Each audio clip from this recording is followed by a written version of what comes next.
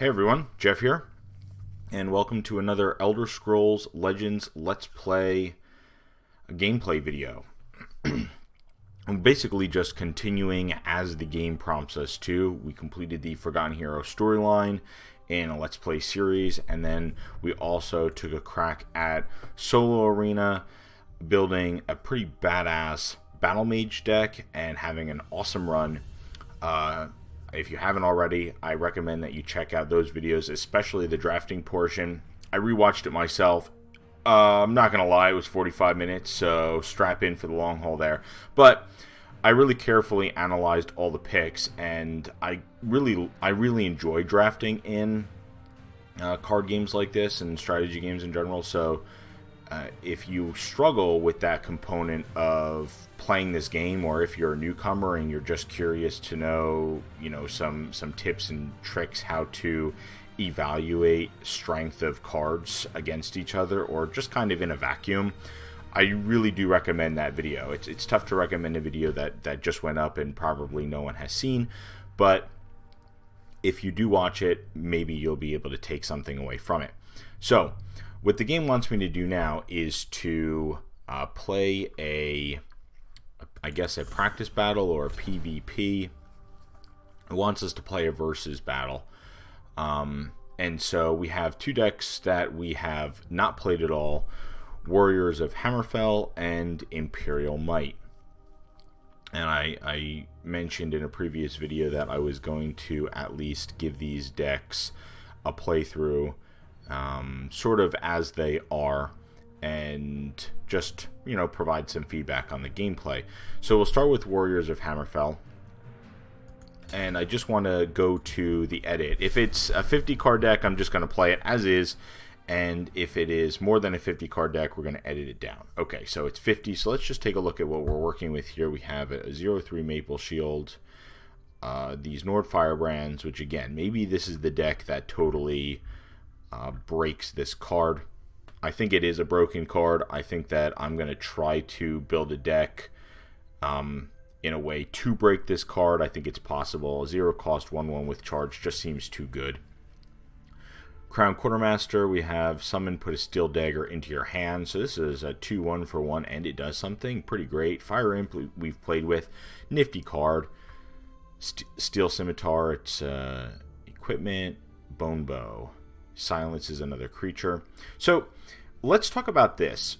I like that this item does something, right? So if you followed along with any of my other videos, you'll know that I'm not really crazy about the item, equipment, enchantment mechanic in general, because if you put this on a creature and you kill the creature, then you kind of 2-for-1 yourself, right? That being said, when you play Bone Bow, you do something else. So for 2, you get to silence something. So there's an effect that occurs just by casting this spell, and I think it's notable to mention that there's a huge distinction between a secondary effect and just an equipment effect. Like, this is just an equipment effect. Your creature gets +2/+2. It does nothing else. This has a summon effect, so I think it makes it, in a vacuum, just an infinitely better item to have in the deck. Dumber Nightblade we've played. Evermore Steward, in my draft, I commented that this seemed like a really solid 2-drop, so I'll be excited to play it here. Hopefully we get some gameplay out of it. High Rock Summoner, we have put a random Atronach into your hand. So we have 2 of these. This could be a 2/1. It's a pretty weak body. Just a 1/1 isn't great, but I've seen some of the Atronachs. The 5/5 with guard, the Lava Atronach, which in my draft made an appearance multiple times and really just kind of was a game winner. You play that and your opponent doesn't have an answer, you just sort of win the game. Plunder, 2 random items, RNG, but it does essentially draw you 2 cards. Again, my thing with this card, and I don't want to spend too much time on the deck tech here because I've done that in some of the other videos, but the thing about this card is, rather than just having 2 random items, wouldn't you rather take up 2 spots instead and have 2 items that you guaranteed want to draw, right? Like, this is cool because it only takes up one spot and you can get 2 things out of it, but maybe you get 2 of these maple shields, and that's kind of not great, right? So instead of this, you could maybe spend 2 spots on Bone Bow, for instance, which has a really awesome summon effect. This is just a vanilla 2/2 that's really bad, but it's not upgraded yet. Skill Blacksmith. For 2, your items cost 1 less. So we do see just tremendous item synergy here. Assassin's Bow, I commented on this in the draft. It didn't seem great. Mace of Encumbrance, I actually really like this. Again, it has a summon effect, so that makes it way better than just giving something 2/1. Skaven Pyromancer is a card I've never seen. It's a 2/3 for 3. Summon, deal 1 damage to all other creatures in this lane. So you just wipe out a lane of weenie creatures with this for 3. Or even if you get, 1 or 2, it's probably still worth it. Plus you get a 2/3 body out of it.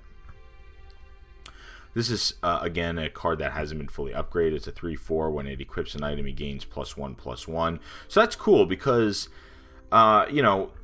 you can equip an item, have a summon effect, and also boost the creature. Like I said, if you do remove this creature, then it's a huge tempo loss for you. So I'm just super skeptical about playing items in general, but I'm going in with an open mind to see how it goes. Ash Servant, deal 2 damage to a creature. As an opponent played this against me in the story mode, and I thought it was cool. It's removal plus a creature for 4, that's fine.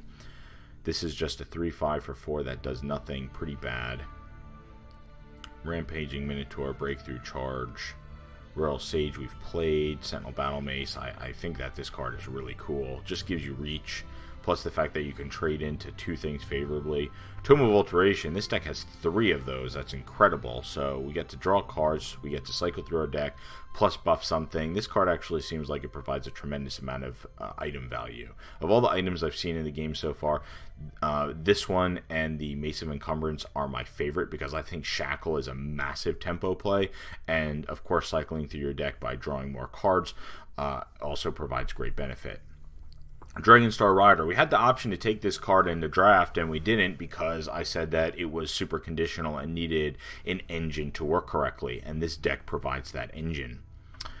Last Gasp, put a random Dwemer into your hand. Okay, for 5, that's not great. Shackle all enemy creatures in a lane. So this is interesting, right? Because Shackle all enemy creatures on a lane is a massive tempo card, and this really isn't a tempo deck. This kind of looks like it wants to be an aggressive deck. Play creatures, beef them up with items, and win before your opponents can either remove the creature or rebound against you. And Winter's Touch doesn't do that, right? This is a tempo card, and so sometimes, like when I was drafting and sometimes when I build a deck, you'll hear me say things like, this isn't what this deck wants to do. And that's kind of a funny way of just saying this card doesn't belong. You got 3 squares and a triangle, right? Initiate of Hircine. Slay may attack again this turn. That's cool. Student of Arms. 4/4. Equip Student of Arms with the highest cost item from your discard pile. Okay, so this is like that Daedra from the main quest. We played an enemy. I think it might have been the last guy. I don't remember, but he played a Daedra and it equipped 2 items from the discard pile and almost ran away with the game. So definitely keep an eye on this. It draws a card from the discard pile. And seeing this card makes me feel a lot better about the items, because if you do kill a creature with an item and the item goes to the discard pile, you have a way of getting more value out of having items in the deck just by having this card. So Triumphant Jarl, if you have more health than your opponent, draw 2 cards. I think that's a great inclusion here because I can definitely see this fizzling by just playing some creatures, equipping them, and then sort of running out of gas. And since you are primarily going to be an aggro deck, I think here, this will refuel your hand to get you back in the game. When Whirling Duelist equips an item, deal 1 damage to all enemy creatures in this lane. Fine. 8 for an 8/8 with Breakthrough. It's a legendary. It's a fat body. I'd like to know what the upgraded version of this is, of course, but we'll see. And then Expert Atromancer. Summon a 5/3 Flame Atronach with Breakthrough in each lane. Wow, so for 10, which is high, this is maybe the most expensive card that I've had in a deck so far, based on... Oh, you know what? That's a complete lie. We played Alduin's Apocalypse, so... but that card, and honestly, I had some time to reflect on that deck, almost doesn't even feel like it belongs, right? Because what are the odds that you ever get to play him versus maybe you just put a card in there that's a much more playable card. Anyway, that aside, this is really cool because you get 13/9 worth of power on the board for 10. And it splits the lane, so it puts a threat in each lane. That's really cool. So just like when I went through Dunmer Avengers, I said I wasn't going to touch the deck, but then I see things like this 4 for a 3/5 that does nothing, and I just can't help myself, especially when I know that we're playing blue, and in blue we have removal so that creatures can't trade into our threats. We have better removal in the form of Lightning Bolt. I don't necessarily think we have a ton of swaps that need to be made, but I think we definitely could just throw some different cards in here to prevent us just from playing cards that do nothing. We at least want to give ourselves a fighting chance here, right? So I'm just looking through the deck real fast at what we have, and I think we probably want to include... I don't really see another thing about deck building, and this is going to be really hard at first because I just don't have any cards in my library. I really don't like one-ofs, and the reason I mean, some of them are unique cards, and some of them you really only run one of, just because maybe this you only run one as a finisher because it costs 10, right? So you don't want to have 3 of these in your deck, and then all of a sudden you just draw all 3 and you don't have a play, right? So curve considerations, which of course is really important. That being said, I think that, we have a ton of 4-drops, and this is a 4-drop, and they're just bad, right? So that comes out, and we want to put removal in. I really just like removal in decks. 1 Lightning Bolt. We only have 1. If we had 3 of these, this would run 3. I think that in a blue deck, this is probably a 3 of in every deck that you play.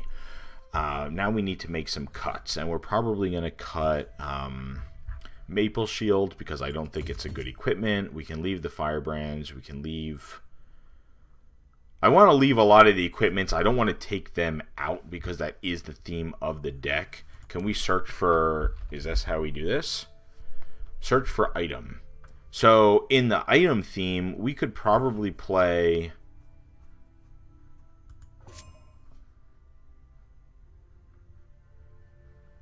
I mean, I think Heavy Battle Axe is probably...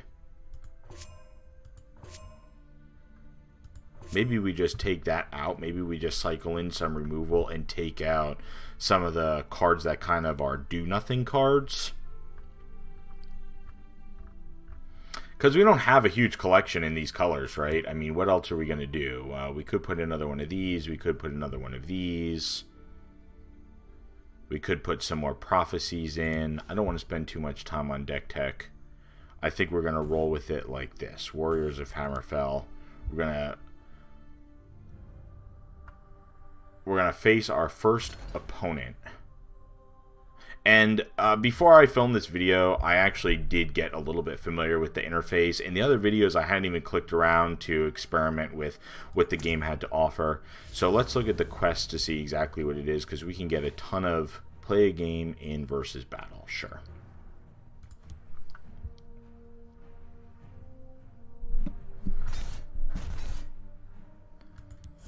And so I think that we probably took out 4 weak cards and put 4 stronger cards in. So this is just a casual game, and this is ranked, and I'm not sure what that means. But we'll just play a casual game to experiment with the deck, to see how it plays, and I'll be able to provide my thoughts.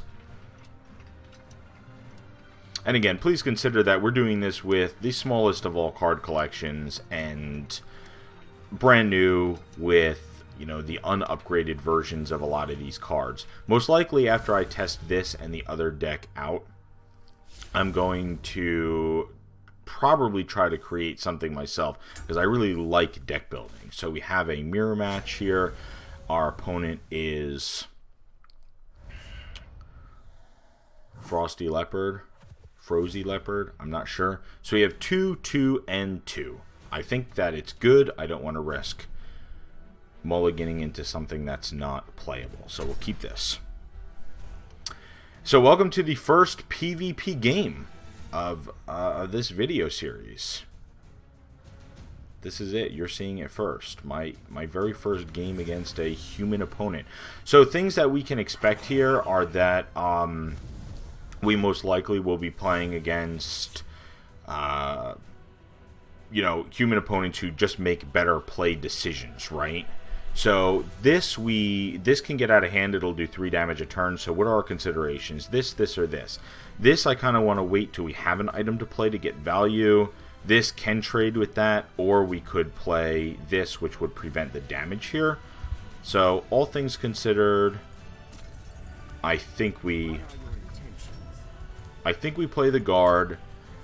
Try to control the board until we can get some of our creatures online with the items. Okay, so he firebolted our ward away, which is fine, and then he took the trade.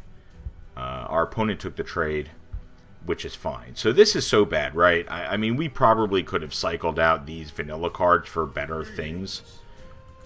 Oh, let's say hi. I learned that I could do that. So let's play this out.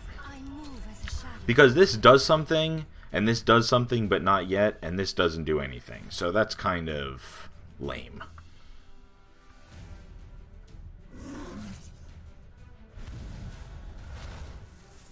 Okay. And this doesn't trade well into that at all.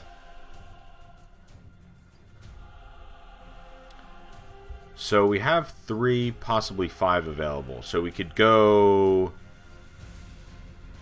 Oh, I'm sorry, possibly 4 available. Wow, I'm an idiot. Math is hard. We could just play this to trade into that and then get our sword out of it. So, you know, again, this is basically just a combat trick to allow us to take this trade. And I'm not really sure how to use items too well in this game because it's not something I typically do. So I think that my play in this game, I'll rewatch this video and really scrutinize my play when I have some more time to evaluate my plays and see if I think I made good plays or bad plays.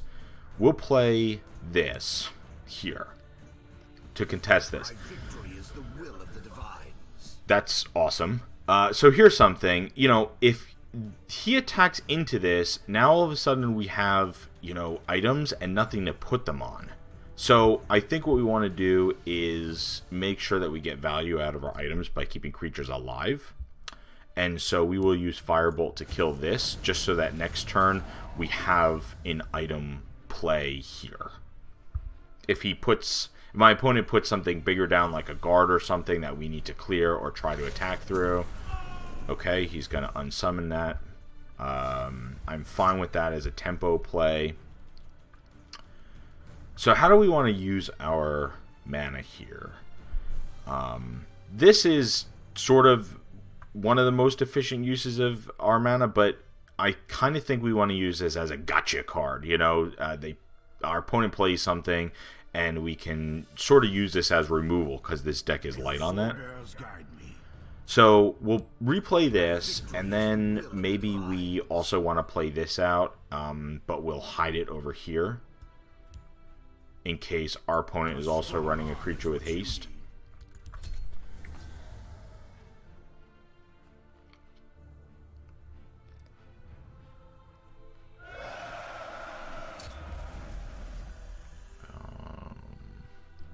What is this? It's a... Whoa. Okay. At the start of each player's turn, deal 2 damage to that player. So we need to stay ahead of this card, or it just kills us. So we drew a pretty awesome card here. Again, it's not the fully upgraded version, but it's still a 4/5, and it can attack twice.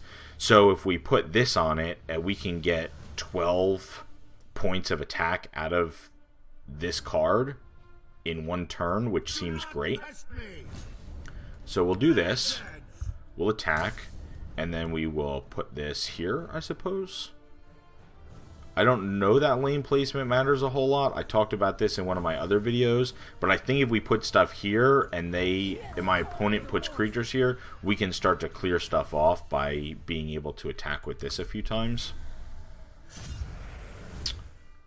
So my opponent hit a prophecy, which again, I love this prophecy system, and I'm really curious to see, okay, how, you know, human players utilize the prophecy system. Okay, doing damage to all my creatures. I'm not sure why you wouldn't ping this to kill it. That seems... So, here's where I'm talking about...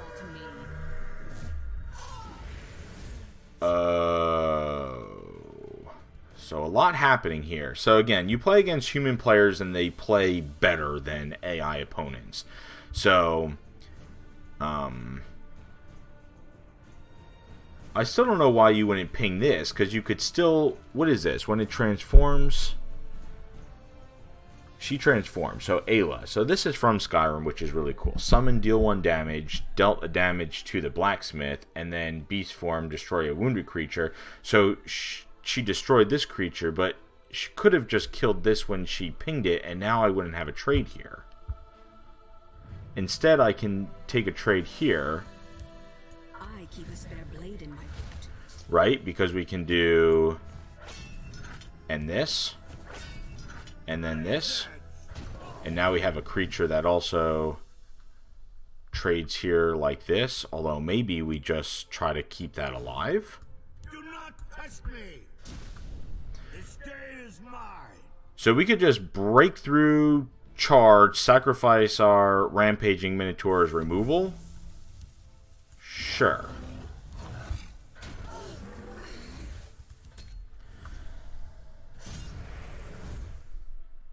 And we still have 4 power on board. Our opponent has no power on board, but they're just killing us in card advantage. Alright. Yep, here we go. So those 0-cost cards putting in some definite work. Okay. Sure. So, Boglurcher. How good are you? In like 2 of my other videos I mentioned I thought this card was complete trash. And I'd like to be able to prove that perhaps by putting this Evermore Steward over there, and then it just eats the Boglurcher. Do not test me. And so this 4-cost creature loses to this 2-cost creature, and then this gets +2/+0 at the start of your turn, so it's a 3/1, and I can contest it with this. Alright, first game against a human opponent, going interesting, that's for sure. Alright, well, we're about to make the same play of our own. Steam Constructor. If you have a colorless card in your hand, summon a 1/1 Reconstructed Spider. So you get a 2-for-1 on that? Well, that's pretty cool. And we get another card this turn. See, we don't have a way to deal with this, so he could do... Our opponent could do a lot of face damage to us.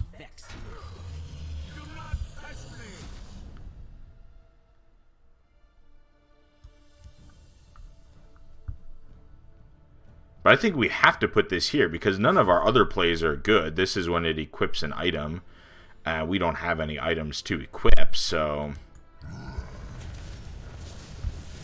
We will play a Reclusive Giant of our own. Nicely done. And now he has to take this trade, because otherwise I have lethal. This will stop you. Oh. You know what? Honestly, we might be playing the exact same deck. It looks like our opponent did some crafty changes of their own. The error was mine. Yeah. I have lethal. So, I concede to your powers. and we get a concession. Had our opponent taken that trade, I think that they definitely would have been in the game. So we have our first PvP match and our first victory. Okay, pretty sweet. And I got 300 soul gems. We have over 1,000 gems, which is, I think, probably nutty. I'm sure we can make a ton of cards. Soul summon a card. Alright. We're going to wait on that. And in this video, we're also going to play Imperial Might. And then we will discuss what I thought of each deck. And I'll probably do I actually haven't played Black Marsh Smugglers either. So maybe we'll just cover 3 games using the 3 decks I haven't ever played. And we'll do Imperial Might, and let's just see what this deck has to offer. Before you create a new card for your collection, let's first turn on Soul Sight. It reveals all cards, even those you don't own. I'd love to be able to skip past this so that we can... Well, we unfortunately cannot. A card you don't own, but would like to make. Okay, so... I have no idea.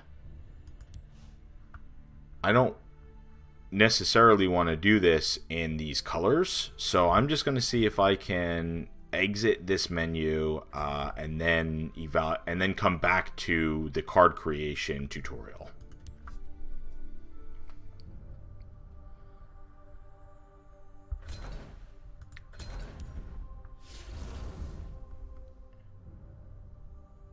Before you create a new card for your collection, select a card you don't own but would like to make. It's not going to allow me to do that.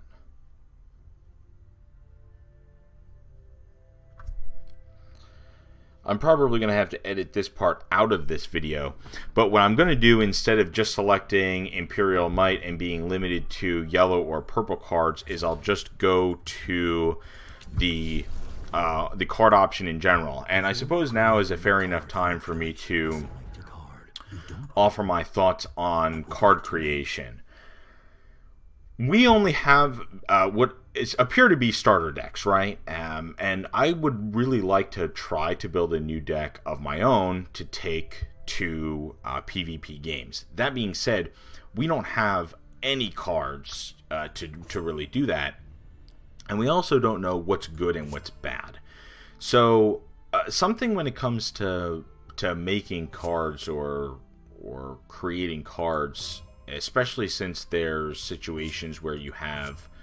Let me see if I can navigate this menu. We have our filters. What's this? All rarities. Legendary. Okay, let's select a legendary filter. So these cards, I don't know what any of these do. This is really overwhelming. But the point is, Odaving? Oh my god, we want Odaving. What is this? 12 for a 10/10. Summon, deal 4 damage to all enemy creatures. Wow, what a closer in a control deck, right? Yeah, let's make an Odaving. Soul Summon, 1200. Holy shit. Okay, so I completely underestimated how many soul gems were going to be required to make cards. I don't know how you ever get to 1200. I mean, we're at 1,000, but just getting to 1,200 for one card seems outrageous. That being said, this philosophy that I was about to discuss still applies.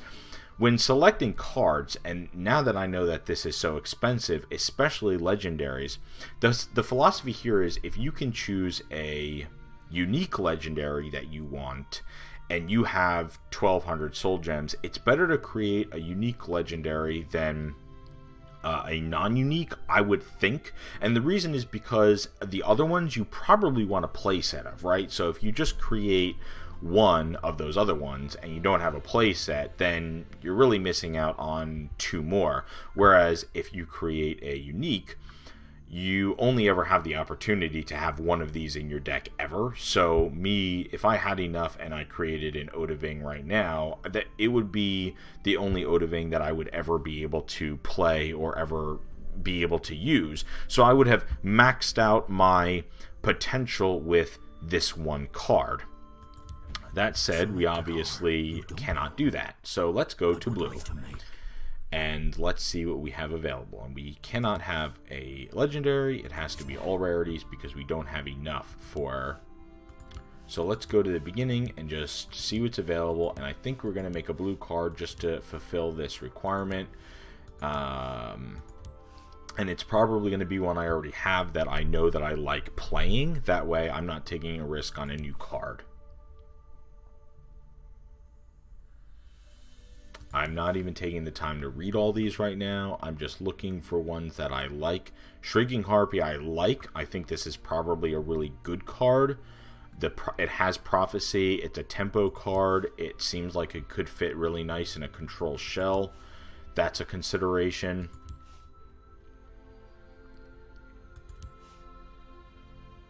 Oh my god, what was I thinking? We're just making another lightning bolt. Uses soul gems to create a new card. So let's do the math on this. Trap destroys a card. I have 1,090 soul gems. I could basically make infinite lightning bolts for only 50, right? We're gonna summon a lightning bolt. Oh yeah, it's tempting to just do a third one, but I wanna play Imperial Might. Oh, and we get 100 back for it, so it didn't even... I mean, it really only cost us 50 to do that. Build a new deck. Well, we're not going to do that in this video. We're going to do that in the next video. And we are instead going to... Why is this? Soul Trap Extras. Turn your extra cards into soul gems. Oh, this is a really neat feature. So if you have more than 3 copies of each, it just automatically filters out the extras that you have and allows, so that you don't have to go through every single one of your cards in your whole card library, and we could just get 75 extra gems. Wow. Well, this is enough to make Odaving, but now that I know that these gems are so precious, I think I might wait on that.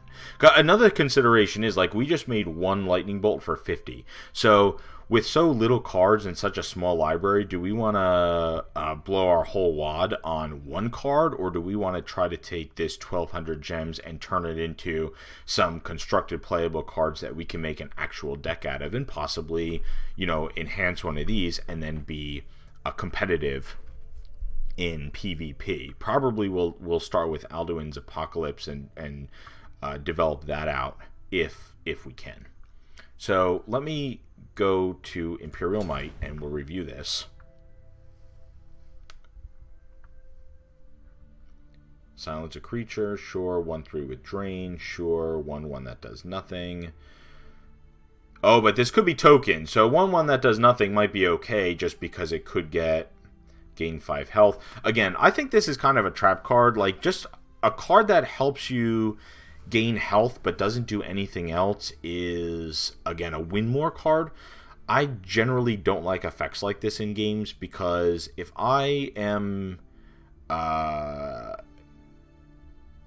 ahead, then all this does is help me stay ahead, and if I'm behind 5 health against, you know, even last game, my opponent played that huge giant, and then also that blue card that summoned the other 2 things. 5 health isn't going to do anything on that board state. It's really just preventing or prolonging the inevitable, so I'm not crazy about that. Shackle a creature is really great. I love the tempo spell. That's awesome. Prophecy Guard. Prophecy is really cool. When you summon another creature, give it +1/+0. So this is really neat, right? I think I commented on how great this card might have been in one of my other videos. 2 for 3/2. Yeah. 3, summon, give a creature guard, so you can select which creature to give guard to. That's fine. There's a lot of creatures in this deck that don't do anything. You know, 2 for a 3/2, 3 for a 3/4. This does something. Prophecy, silence another creature. That's really cool. We have removal. Fill a lane with 1/1 Imperial Grunts. We've seen that used against us. Prophecy, summon a 2/2 Colovian Trooper with guard in each lane. Give friendly creatures in a lane +2/+0 this turn. That's cool in a token deck, you know. When another friendly creature in this lane dies, draw a card. So 5 for a 3/3 isn't great, and this is super conditional. I like highlighting conditional cards so that we can really evaluate the power level of them in a vacuum. This card needs help to be good. You need to play this out in a board where you probably plan on trading tokens into a guard or something. That being said, if you play this into a lane where there's 3 other tokens and you trade them all into a guard, you can just draw 3 cards, and then for 5 you've played a 3/3 body and drawn 3 cards, and then your value is just stupid good. So summon +1/+1 for each other friendly creature. Again, let's evaluate this card in a vacuum. We have 5 for a 3/3, and if you have no support for it, you just have 5 for a 3/3. 1 piercing javelin. This deck probably wants more than one. It probably wants all 3. This seems like most likely a 3 of. And we need to make some cuts anyway. Shadowfin Priest, that's that purple Argonian I liked. Watch Commander, 4/4, give all other friendly guards +1/+2. Again, this is conditional. It seems really great because you can buff multiple creatures, but if you don't have any other creatures, it's pretty dead. If you have more health than your opponent, summon a random creature from your discard pile. Cool. Golden Saint we've used and got some great value out of. Night Patrol is 6 for a 5/5 with Breakthrough, so it does something. Goldbrand is the support. Legion Prefect. Give other friendly creatures +1/+1. Again, 7 drop for something that's so reliant on other stuff. This deck just seems like you need to have this synergy to make it work, and if it whiffs, if it hits really hard, and if it whiffs really hard. 7 for a 5/5, Breakthrough, summon a 1/1 Imperial Grunt. So this just, is a 2 for 1 anyway, so that seems good, and it isn't even fully upgraded. Valkahar Lord, 9 for a 7/7 with Drain. So if we do fall behind in this game, just getting this creature out and hitting once with it, a 14-point life swing between your opponent and you, or just removing a creature and gaining 7 life could be huge. And then we have a Manticora. So here's something. It's interesting that this card is in this deck, because this deck is kind of a weenie token, you want to put pressure on your opponent and win kind of deck. And then you have cards like Goldbrand, which is a tempo loss removal card. Like, we would take a tempo loss in favor of regaining tempo over the next 3 turns. And Manticora, which is, in my mind, completely a control card, right? You don't play this in an aggressive deck. So, despite this being probably one of the best cards in this entire deck in a vacuum, it just doesn't seem like it goes with what this deck is trying to do. Neither does this. This, on the other hand, when you summon another creature, you gain 1 life. We're going to be summoning creatures like crazy. That seems excellent. Cheap creatures that do something, excellent. I'm just going to put in stuff that seems really good. Give other friendly creatures in this lane +1/+1 at the top of your deck is yellow. Looks like we're going to be able to do that. And then Hive Defender, again, for 4. So let's look at this. We have this for 3, which is a 3/4 and does nothing, or this for 4, which does something. And our low end is so good that I think we can afford to put in Hive Defenders and take out some of that other nonsense that just doesn't do anything.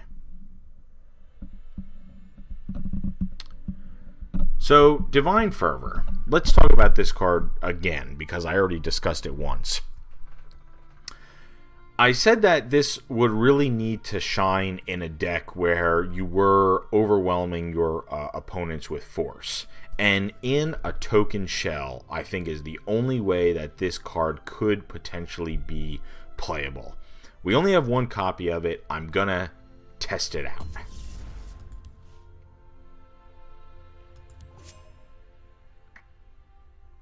Oh god, I have so many cards, I don't know what they all do.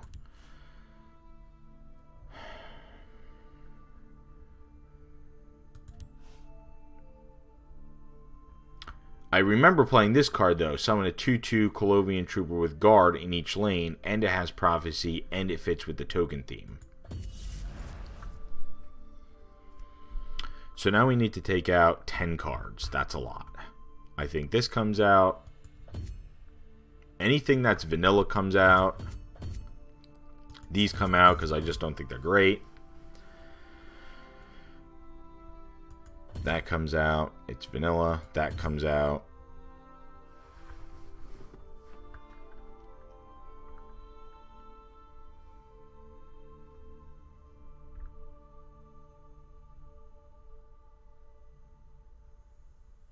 This also kind of doesn't seem like it belongs in a token deck.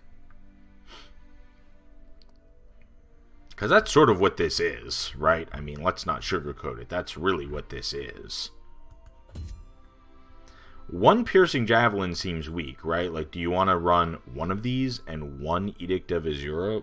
Why would you just run one of that type of effect?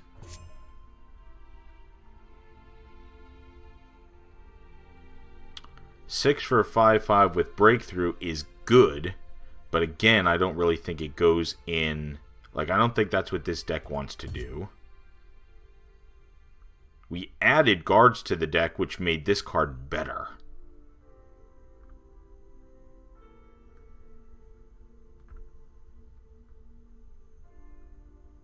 If your opponent does damage you on their turn, sacrifice this and summon a Priest of the Moons in each lane. Well, that's okay, because it puts 2 more 2/2 bodies on the board, which we do want to do. Prophecy Guard. I kind of paused at this card the first time I saw it, because I see 2 for a 1/4 with Prophecy and Guard. Sure, it prevents damage, but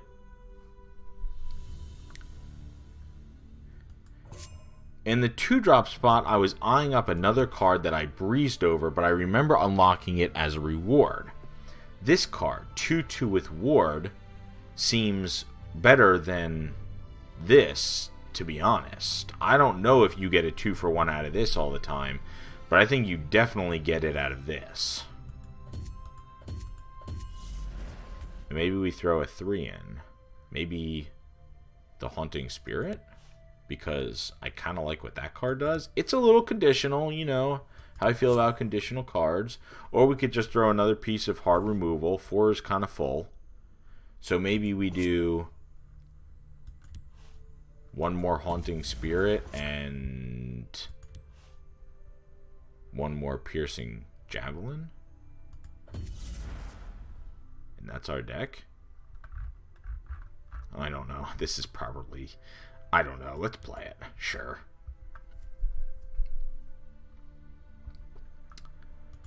Alright. So, debuting Imperial Might, totally not the way the deck was built or probably supposed to be played. But can you blame me for taking out some of the do-nothing nonsense and putting in cards like Hive Defender, which seem way, way better, you know, in a vacuum? If we're going to play PvP, we might as well give ourselves fighting odds to win a match, to win a game.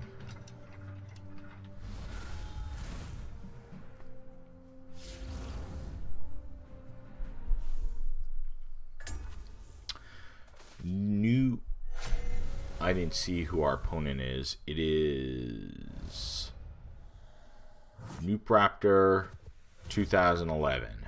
Well, here we go. So this is what I mean. Warcry. Give friendly creatures in this lane, in a lane, +2/+0 this turn. This is sort of a dead draw for us. I think these are all bad draws. We want to get the token engine going early. We need to find cards that help us do that. Oh, and I should say for the record that this style of deck is not a style of deck that I am good at playing or proficient at playing. So please excuse me if I make gameplay mistakes, and of course feel free to provide feedback. So this is a much better opening hand, I should just say. We have 2, 2, 3, 4. I think it's important to just get this online as soon as possible. That way we can get the benefit of this card sooner rather than later. So, and I think we want to protect it considering we know our opponent is playing creatures with charge. So we'll hide it in the shadow lane. I think this is the right play. And we can say hi to our opponent because we have manners. We're not barbarians. So it looks like everyone is very curious about this Battle Mage item deck. Which, again, I think new players probably fall into the trap of really liking the... You know what? That was almost a mistake. I should attack first. And then I should play this. Fall into the trap of... just thinking that buffing up creatures and whatever is good. Now, I'm playing this here knowing that he can take a trade, but whatever items he puts on it, I'm hoping he puts, 1 or 2 items and then trades in, and we get, a 2 or 3 for 1. Because I'm not sure we'll need the life necessarily, and I don't want to let this get out of hand in this lane.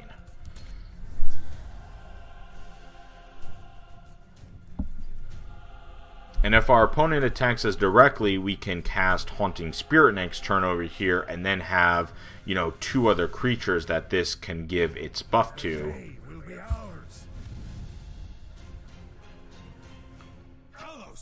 Alright, that seemed like a misplay. Summon +1/+1 for each destroyed enemy rune. I remember when an opponent used that card against me in the main story, and it seems like you want to hold this card until you destroy runes. So I'm going to chalk that up to a misplay. We will take a favorable trade here all day. You can't defeat me. We will do that, and then we will also protect this creature, and we can do that with Hive Defender.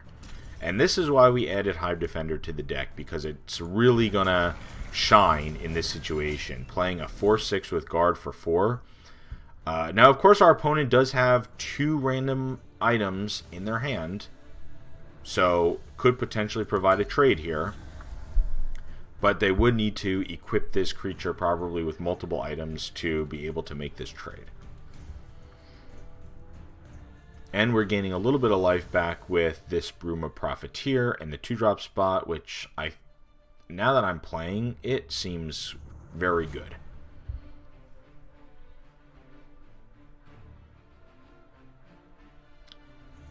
And next turn we have a handful of very viable plays, depending upon what our opponent does. Okay. So the Regenerate... the Hackwing Feather Regenerate card is going to provide him some value here. We could try to keep our creatures alive. If we play Resolute Ally, give other friendly creatures in this lane +1/+1 at the top of our card is yellow. If we do that and it triggers, we keep these alive. If not, we can make this trade. But this is kind of like draw first, right? If we do this first, we get all the information we can get. It did not trigger. That's a big whiff. But we have to kill this, because otherwise it regenerates. You can't defeat me. You won't foil my plan. It means there's a purple card on the top of our deck. I don't know if that's good or bad. In this case, I think we probably want to play something else. We can use this last charge, because this is trying to be an aggressive deck, so saving ring uses doesn't seem smart. And now we have a 3/2 with Ward that can probably trade into a lot of whatever our opponent plays in this lane. But our opponent is way ahead of us on resources, and so this kind of deck, again, I'm not crazy about playing this kind of deck because we may fizzle, and if we fizzle, if we run out of gas, then our opponent could just have a much better late game. I mean, we know what this deck is capable of playing. Those 8/8s. Again, that other blue card, I wish I remember the name of it. That summons. Okay. Sure. So I think what we will do is attack first, and then we'll play out. You can't defeat us. Confound you. And I think we probably play this over here. And the reason I say we play it over here is because if our opponent removes this creature, then we can fill up that whole lane with tokens. And so it leaves this lane a little weak, but like I said, if they remove it, then we can just go crazy with tokens over here. And if they're getting this buff, then we make 4 2/1 tokens for 4.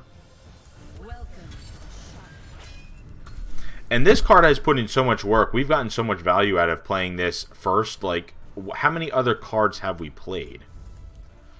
1, 2, 3, 4, 5. We played 5 other creatures that have all gotten a buff just from this card.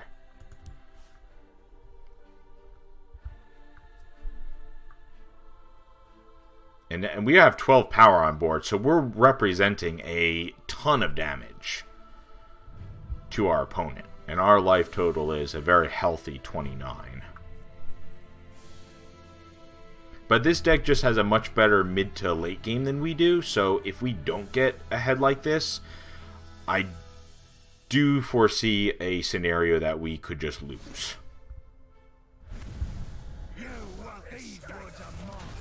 Okay. Sure, Midnight Sweep is excellent. I'll take it. We'll drive them from our land. Alright. Summon a 2/2 Rallying Stormcloak in each lane when it dies. Alright, so here's that RNG component.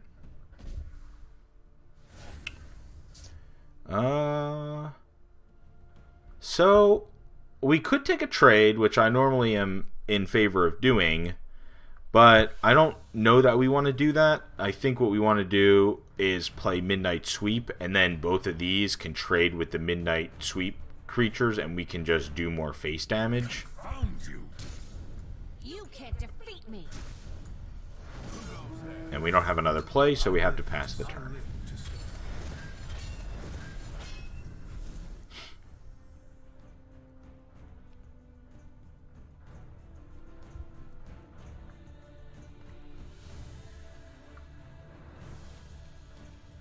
Our opponent does have trades into...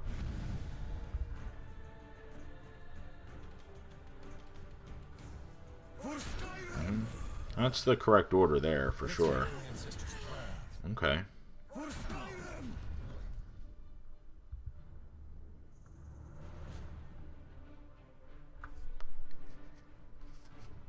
So next turn we have 7 available to us, and I'm not sure what our opponent is doing, but this deck is kind of linear and non-interactive, and it doesn't really care what your opponent's doing too much. We will seize our own fate. Okay, so that's going to do 5 to us.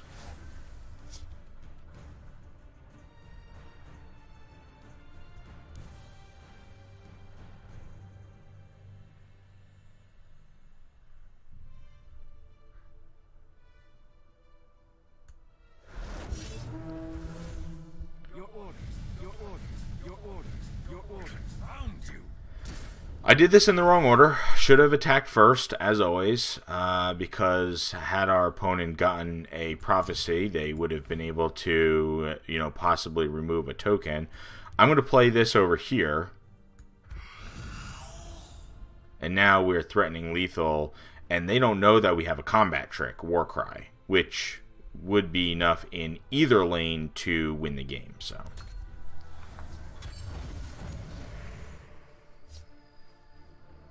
Okay, what's this?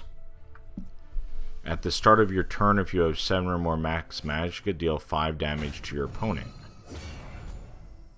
And then Ring of Imaginary Might, +0, +2, the wielder's power becomes equal to its health. Okay. We will seize our own fate. Oh, Oh, another one of those. So when I commented that our opponent was going to do 5 to us, I meant they're going to do 5 combat damage, but they instead did 5 at the beginning of turn with this ability, which I did not read, and then they did 6 to us during combat, and now that at the beginning of their next turn, they could do 5 to us. So the question becomes, yeah, see how dead this card is? Summon, give all friendly guards +1/+2. We have no guards. So the question becomes, do we take trades, or do we try to win the game?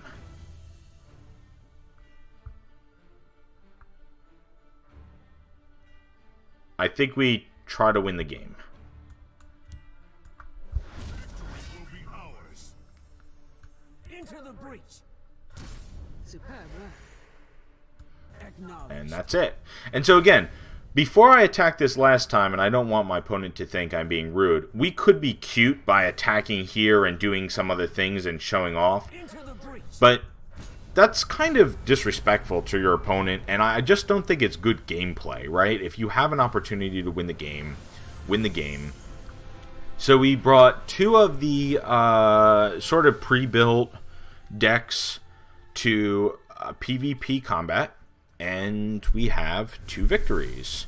And we just summoned a bunch of creatures to the Shadow Lane, so we're that much closer to being rich.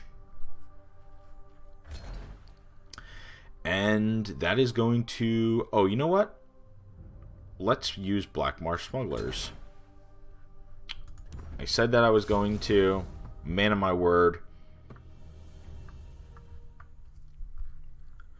Suppress.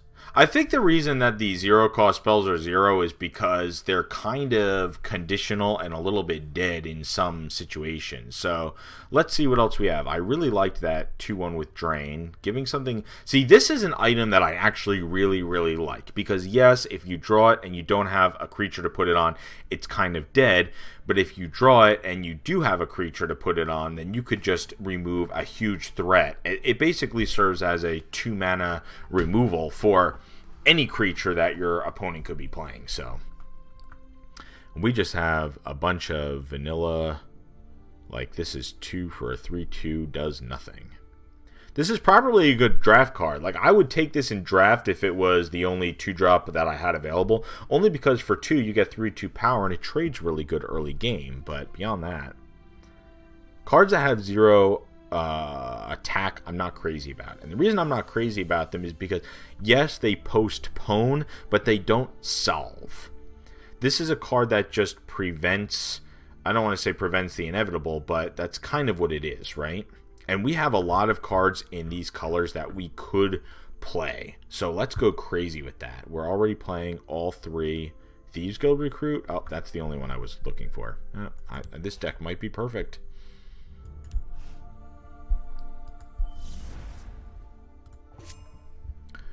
I already know the green cards that I have mostly because I looked through them.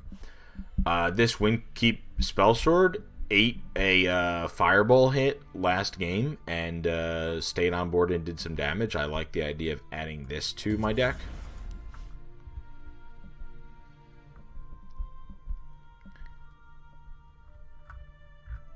What don't we want?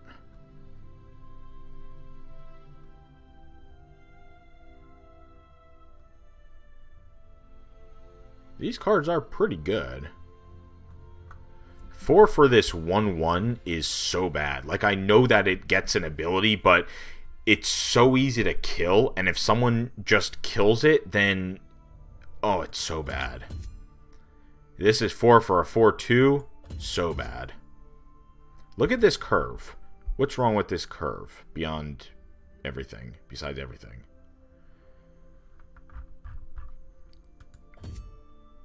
You know what? Maybe these come out. Anything vanilla comes out. That I don't think is very good. What's this? +2/+2 while you have 7 or more max magicka. So this isn't really a great turn 2 play, because what are you going to do? Hold on to this forever and then play it as a 4/4?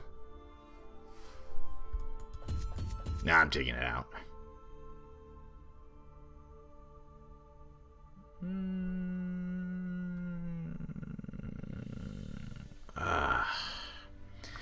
Everyone's probably tired of me just removing items from my decks. But when you have things in the 3-drop spot like Haunting Spirit, why would you play this, right? I don't know. Maybe it's just me. I mean, that's 50 right there. And we've smoothed out our curve, right? Just by taking a bunch of the low-end stuff out.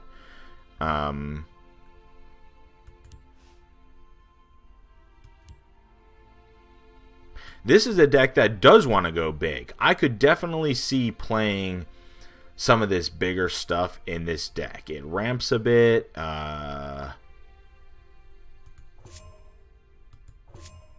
It ramps a lot, actually.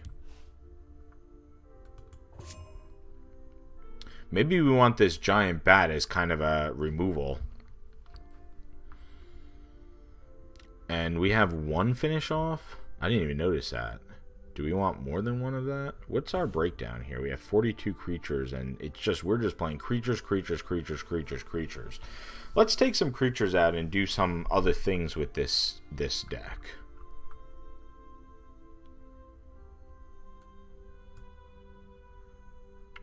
I mean, a 3-1 with Prophecy doesn't seem bad, although we do have 13.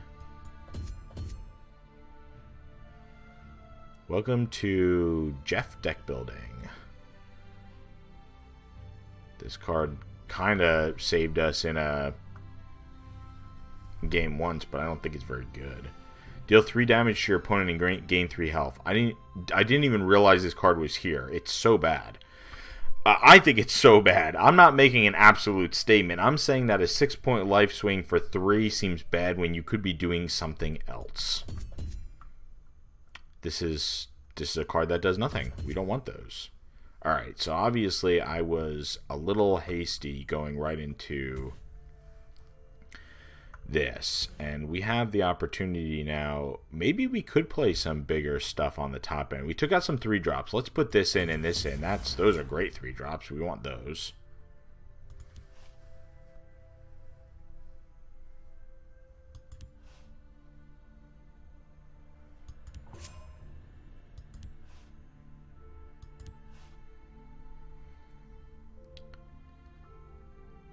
Maybe one of these Cursed Specters. Another Prophecy.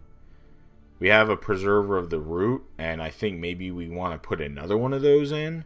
Because, again, this is kind of conditional, and you know how I feel about that. But I still think that playing a 6/6 with Guard for 4, which you most likely can do a lot of the time. I think you only play this card when you play it as a 6/6 with Guard. For 4 is too good to pass up. So now we need 2 more.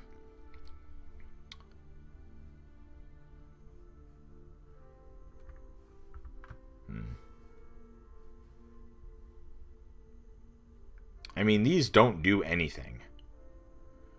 So, would we rather have 7 for 8/8s that do nothing, or 7 for 7/7s that at least have regenerate?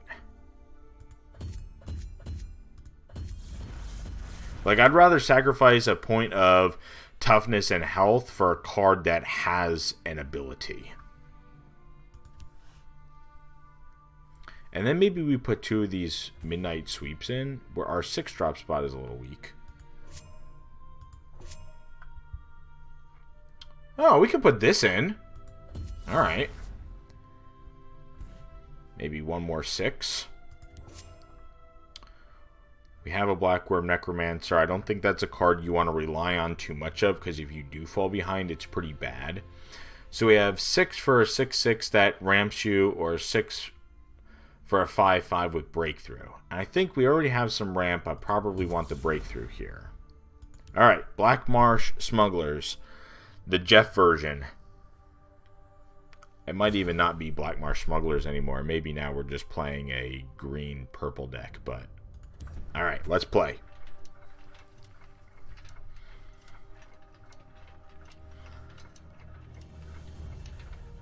We do have a bunch of packs to go through. I probably am going to do Let's Plays of the rest of the story, collect a bunch of packs, collect a bunch of cards, a bunch of resources, and then do a nice deck build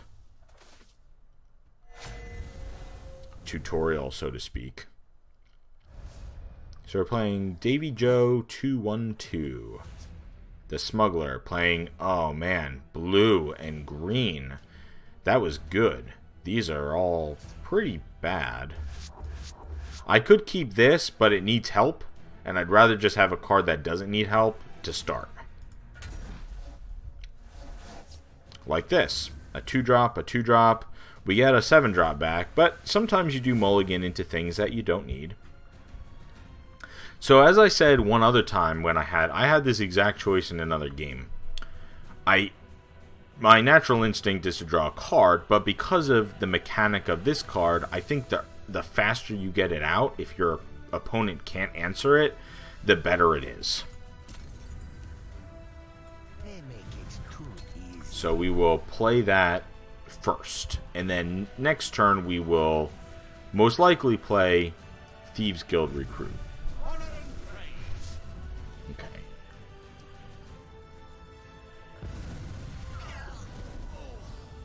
Well, let's talk about Cruel Fire Bloom while I make this play.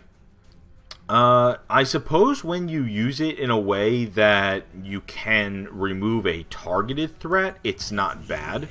But if you didn't have that then, and I had 2 creatures, let's say I had the cat and I had this, and it hit this, that would be really bad. I'm not sold on this card, although I did see 2 opponents in a row use it against me to remove a creature. Just give me a name. What's this? Brotherhood Slayer. 3/3 for Prophecy. Slay, put a completed contract into your hand. And a completed contract is gain 1 magicka this turn for 0. Ooh. Well, I don't think we want to allow that to happen, so here's where we can use this Daedric Dagger, especially since we have another one to take a trade. And I'm fine sacrificing in my Argonian there because we already drew a card with him. He was able to make a trade. But again, we had to kind of 2-for-1 ourselves on that trade because we had to use the creature plus the dagger. So, alright, well, we have 4 mana and we have a turn 4 play. Lethal, Slay, gain +1 max magicka. And this card can't trade into it. So let's play it out. Oh man, I'm telling you, the effort that went into this game. My claws are sharp and thirsty. I like it. Alright, it traded its own card in to prevent us from getting the Slay bonus, which is the exact play I would have made.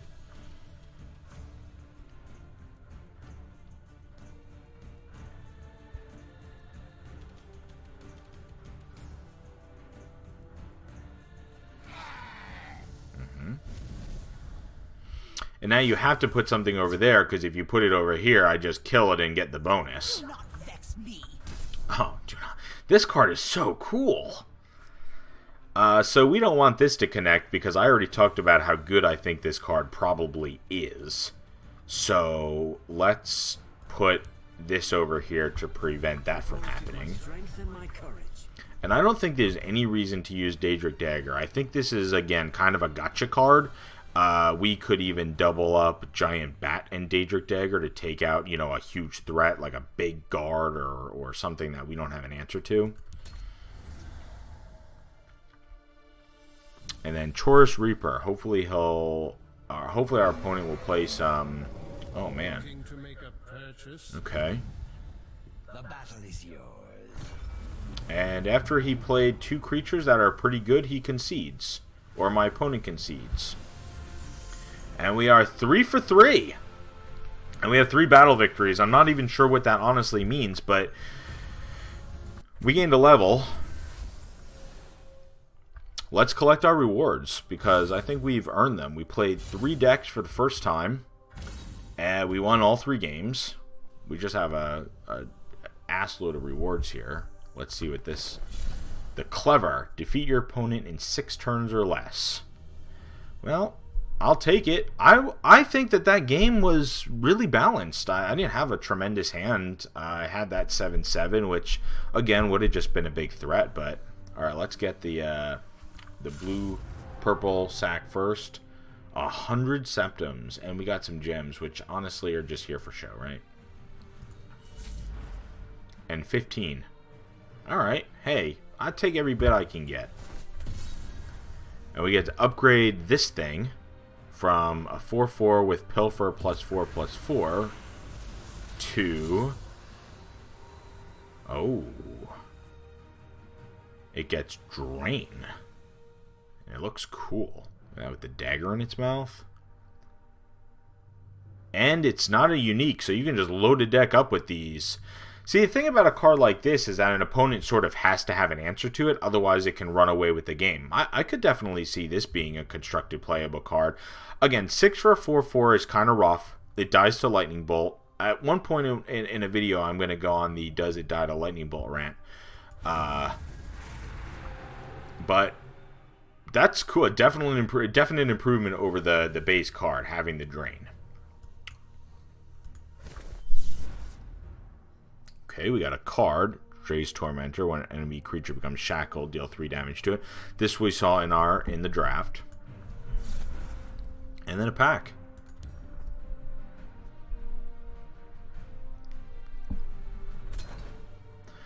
Okay, well, that concludes our gameplay video, our initial PvP gameplay video, debuting Black Marsh Smugglers, Imperial Might, and Warriors of Hammerfell. Of course, they were sort of my iterations of the deck. I think we made some very clear improvements over the core cards that the decks were built with. I'm going to rewatch and just look for gameplay mistakes and, different ways that I could sequence plays and it really improve my play for anyone watching. Again, I'm new. I think that we're doing okay. Of the 3 games, we had 1 lethal win and 2 concessions, which isn't bad. Let's talk through the 3 decks. Warriors of Hammerfell. I'll give some thoughts on this.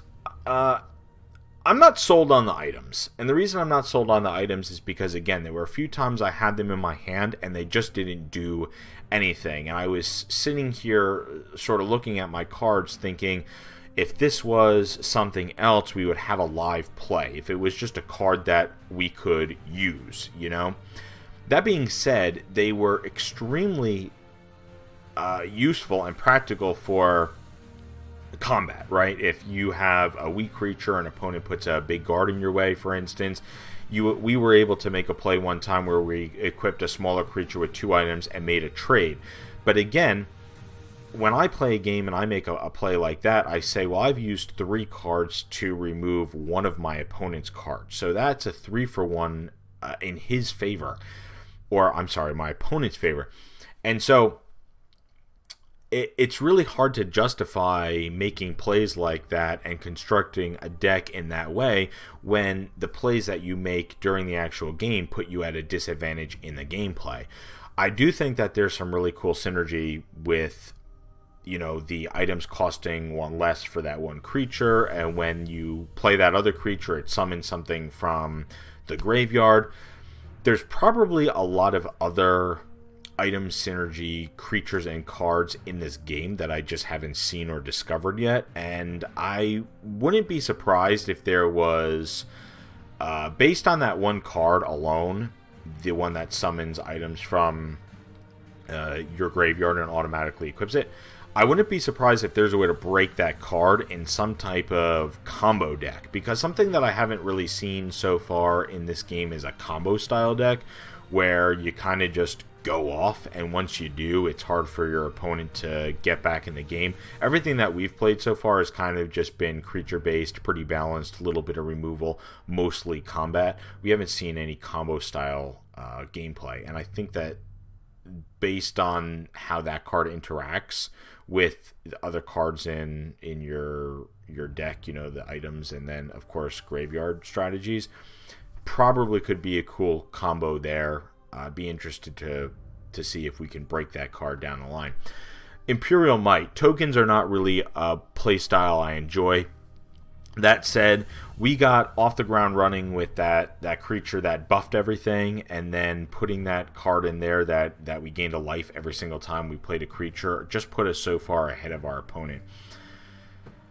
I don't particularly enjoy aggressive linear strategies in games like this because they're super non-interactive. I really like interactive gameplay. The fact that our opponents in some of these games did interactive things, charged into us, got equipment, just removed our creatures, that type of thing. That's the kind of gameplay that I really enjoy seeing in these types of games. There's sort of a meme in the Magic the Gathering community, with players who do just play very linear or non-interactive strategies. Say, oh yeah, we're playing another game of fun interactive Magic, and of course it's ironic because you're doing the total opposite. Point is, we won the game, but it's not something that I really enjoy playing. I don't see myself revisiting token strategies probably a lot in this game. I would definitely provide more gameplay videos of those strategies just to experiment more with it. Maybe I get a liking for it. Maybe I take a liking to it in this game. And again, maybe there are more interactions that I just don't know about. So overall, I think that tokens in general are a very strong strategy because your opponents really can't interact with having 2 lanes full of creatures. Like, there's probably not a lot of ways in this game to interact with that. I don't know for sure. So it seems like it could be a viable and strong strategy just because your opponent may not have an answer to it. Again, that said, not something that I'm crazy about.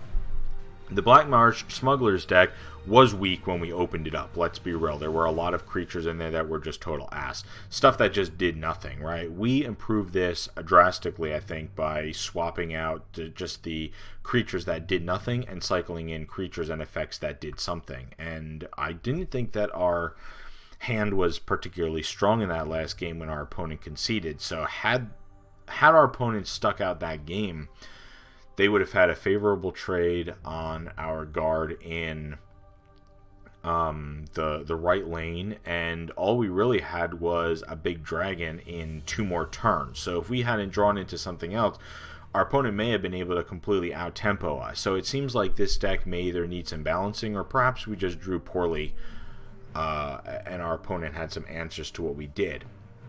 That being said, my impressions are much better than I initially expected. I expected the deck to sort of underperform, and it didn't.